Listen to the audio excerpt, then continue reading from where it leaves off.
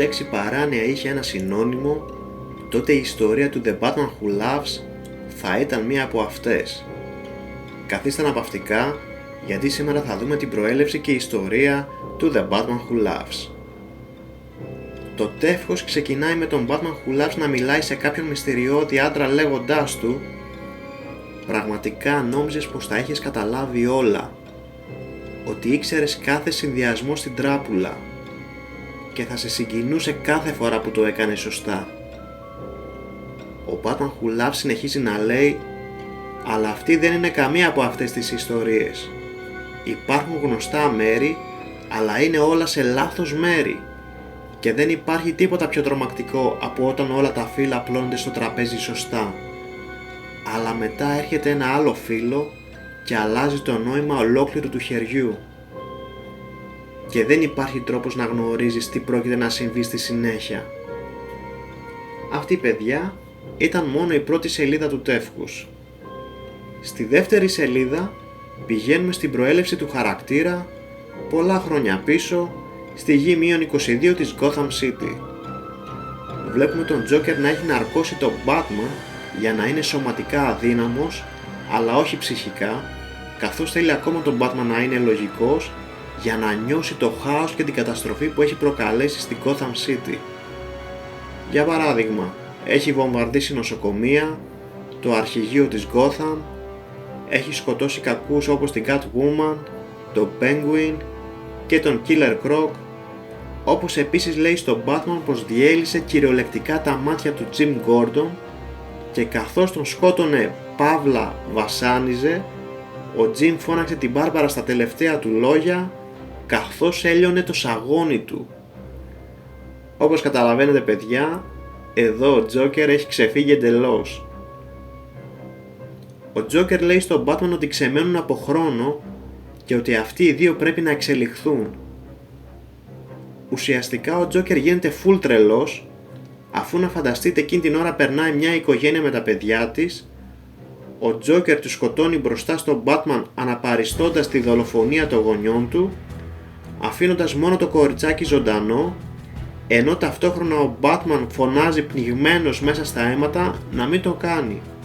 Ο Joker κάνει το κοριτσάκι τρελό σαν αυτόν και προσπαθεί να λυγίσει τον Batman μέσα από όλες αυτές τις πράξεις του και να τον σκοτώσει, λέγοντάς του «Πρέπει να υπάρχει, Bruce, το ξέρω ότι υπάρχει», εννοώντας ότι υπάρχει κάποιο σημείο στον Batman που θα τον κάνει να λυγίσει για να τον σκοτώσει. Περιττό να πούμε ότι το σχέδιο του Joker πέτυχε. Ο Bruce αρχίζει να γρονθοκοπάει τον Joker αλίπητα λέγοντάς του να σταματήσει. Ο Joker του λέει ότι ποτέ δεν θα σταματήσει και τότε ο Batman σπάει το λαιμό του Joker με το πιο δυνατό κεφαλοκλείδωμα που έχει κάνει ποτέ. Μόλις πεθάνει ο Joker, ένα πράσινο αέριο θα βγει από το στόμα του και ο Batman θα το εισπνεύσει. 2 μέρες μετά βλέπουμε τον Batman να μιλάει στο Superman και να του λέει πως το αέριο που έφτιαξε τον Joker άρχισε να τον τρώει εσωτερικά και τον έσπρωξε πολύ μακριά για να κάνει όλες αυτές τις πράξεις. Τότε ο Batman είπε ότι ο Joker ήθελε να δημιουργήσει κάτι νέο από τους εαυτούς τους, το τραύμα του Joker με του Batman αναμεμειγμένο μαζί. Στη συνέχεια βλέπουμε τον Batman να γελάει όταν ο Superman του είπε πως το κοριτσάκι που είχε γίνει Joker προσπάθησε να δαγκώσει το λαιμό της ψυχολόγου της. Και φυσικά ξέρουμε, παιδιά, πως αυτό δεν είναι καλό σημάδι. 3 μέρες μετά, ο Batman λέει στους Dick, Barbara, Jason και Tim ότι μολύνθηκε από το αέριο που είχε παγιδευτεί μέσα στην καρδιά του Joker και ότι αυτό το μεταλλάσσει και επαναπροσδιορίζει το μυαλό του. Είπε πως αν αφαιθεί η διαδικασία να συνεχίσει την πορεία της, θα έχει το ίδιο πανέξυπνο μυαλό που είχε πάντα, με τον ηθικό πυρήνα να έχει αντικατασταθεί με του Joker. Όλοι του είπαν να μην ανησυχεί και ότι θα βρουν έναν τρόπο να τον θεραπεύσουν, αλλά αυτός τους λέει πως όχι, δεν μπορούν και ότι τους μάζεψε όλους εδώ γιατί θα ήταν οι πρώτοι που θα πρόσεχαν πως κάτι αλλάζει πάνω του και τότε βγάζει κάτι όπλα και τους θερίζει όλους χωρίς έλεος. Απίστευτο, έτσι. Μια εβδομάδα αργότερα βλέπουμε πως ο Batman έχει σκοτώσει σχεδόν ολόκληρη την Justice League με όπλα από την αίθουσα τροπέων που είχε συγκεντρώσει από τους εχθρούς του όλα αυτά τα χρόνια.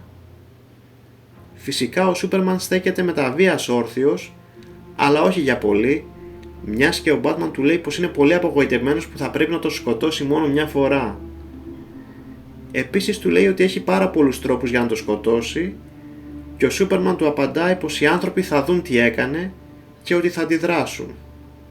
Ο Batman του απαντάει καλύτερα να αντιδράσουν γιατί έτσι θα έχει πιο πολύ πλάκα.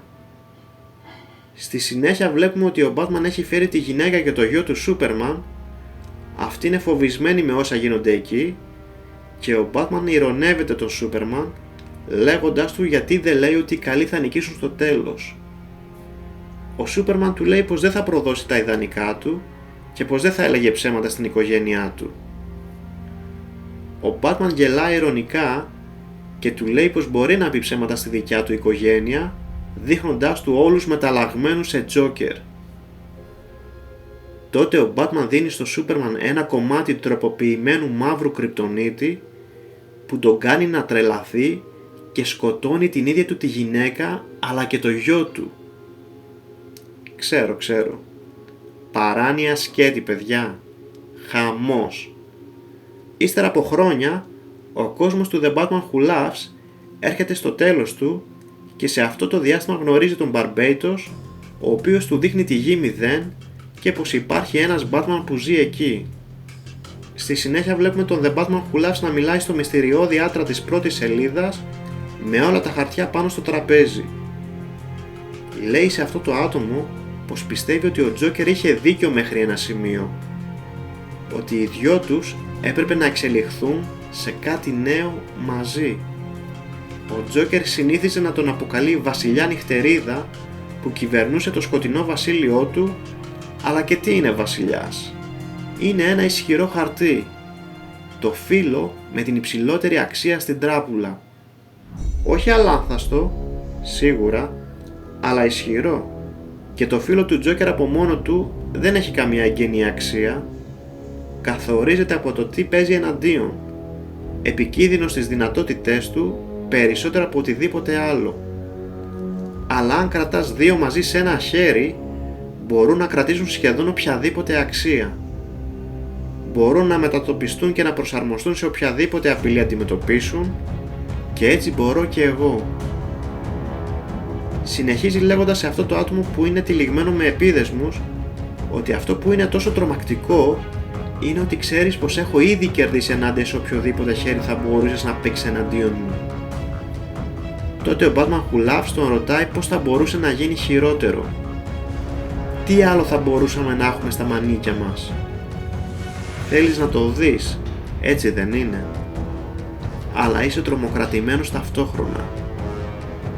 Και τότε αποκαλύπτει κάθε φιάλτη που είχε αυτό το πολυσύμπαν και λέει πως έρχονται. Όπως ξέρετε, μέχρι τώρα η DC Metal είχε κακές εκδόσεις του Batman, αλλά τώρα μας φέρουν τους κακούς εαυτούς κάθε μέλους της Justice League. Τρελό, έτσι?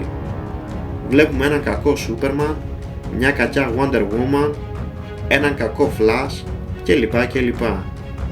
Το τεύχος τελειώνει με τον The Batman Who Laughs να λέει στο αλυσοδεμένο άτομο ότι για να νικήσεις πρέπει να μάθεις να προσαρμόζεσαι και για να προσαρμοστείς πρέπει να είσαι σε θέση να γελάσεις μακριά από όλους τους περιορισμούς. Οτιδήποτε σε κρατεί πίσω. Βλέπεις, ένας Batman που γελάει είναι ένας Batman που νικάει. Και εκεί, παιδιά, τελειώνει το τεύχος. Όπως καταλάβατε, η προέλευση του The Batman Who Laughs είναι εκπληκτική. Μπορείτε να καταλάβετε λοιπόν πως ένας συνδυασμός του Batman και του Joker είναι εξαιρετικά επικίνδυνος για όλο τον κόσμο.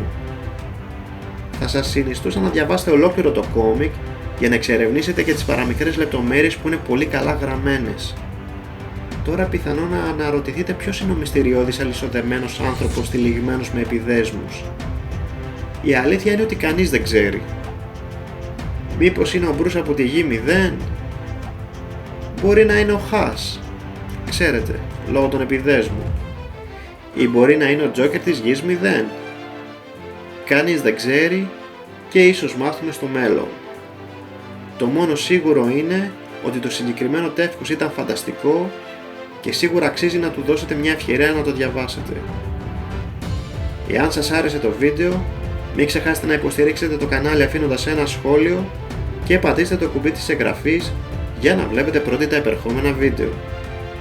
Ακολουθήστε και τη σελίδα μου στο Facebook γιατί ποστάρω σχεδόν καθημερινά νέα φιγούρων δράσης. Link θα βρείτε στην περιγραφή του βίντεο. Είμαι ο Στάθης και μέχρι την επόμενη παρουσίαση να περνάτε καλά.